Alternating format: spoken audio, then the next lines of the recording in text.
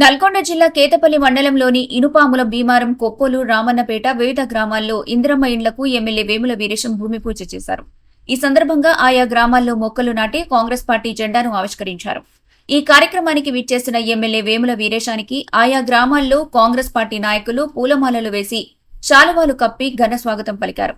ఈ సందర్భంగా ఎమ్మెల్యే వేముల వీరేశం మాట్లాడుతూ, కాంగ్రెస్ ప్రభుత్వంలో ప్రజాపాలన వచ్చిన తర్వాత ఇందిరమ్మ ఇండ్ల పంపిణీ ఒక పండుగలాగా సాగుతుందని ఎమ్మెల్యే వేముల వీరేశం అన్నారు. గడిచిన 9.5 ఏళ్లలో టీఆర్ఎస్ ప్రభుత్వం ఇండ్లిస్తామని చెప్పి ఊరించారు తప్ప ఒక్క ఇల్లు ఇచ్చిన దాఖలాలు లేవని ఎమ్మెల్యే విమర్శించారు. ఈ రోజు మళ్లీ ఇందిరమ్మ రాజ్యం వచ్చిన తర్వాత ముఖ్యమంత్రి రేవంత్ రెడ్డి ఆధ్వర్యంలో ఇందిరమ్మ ఇండ్లను నిర్మించుకోబోతున్నామన్న ఆనందం ప్రజల్లో ఉందని ఎమ్మెల్యే వేముల వీరేశం తెలిపారు. ఇళ్లు లేని నిరుపేదలకు 2వ విడతలో 95% ఇచ్చి పూర్తి చేస్తామని ఎమ్మెల్యే ఇచ్చారు.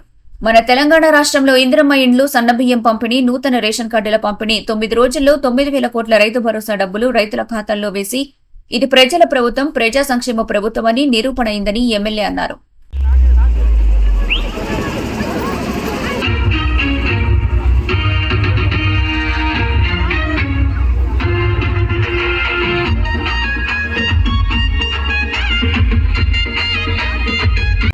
ప్రతి గ్రామంలో ఒక పండుగలాగా ప్రజలకు అందించాలనేటువంటి ఒక సంకల్పంతో గౌరవనీయులు ముఖ్యమంత్రి గారు తీసుకున్నటువంటి పేదవాడికి గూడు ఇవ్వాలనేటువంటి ఒక గొప్ప నిర్ణయాన్ని ఈరోజు ఇందిరమ్మ పాలన వచ్చి ప్రజాపాలన ఏర్పడ్డ తర్వాత ఒక పండుగలాగా ఊళ్ళల్లో ఈ ఇళ్లను ప్రజలకు అందించాలనేటువంటి కార్యక్రమాన్ని చేపడతాము.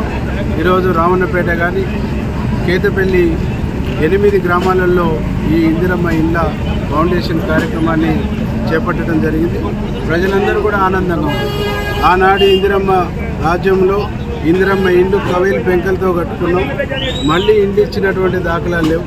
గడిచిన 9.5 సంవత్సరాల్లో ఇండ్లు ఇస్తామని చెప్పేసి ఊరించిరు తప్ప ఒక్క ఇల్లు ఇచ్చినటువంటి దాఖలాలు లేవు. ఈరోజు మళ్ళీ ఇందిరమ్మ రాజ్యం వచ్చి గౌరవనీయులు ముఖ్యమంత్రి రేవంత్ రెడ్డి గారు ముఖ్యమంత్రి అయిన తర్వాతనే మళ్ళీ మేము ఇందిరమ్మ ఇళ్లను కట్టుకోబోతున్నాం అనేటువంటి ఆనందం ప్రజలలో ఉంది. వారికి చాలా కళ్ళల్లో ఆనందాన్ని మేము చూసినాం.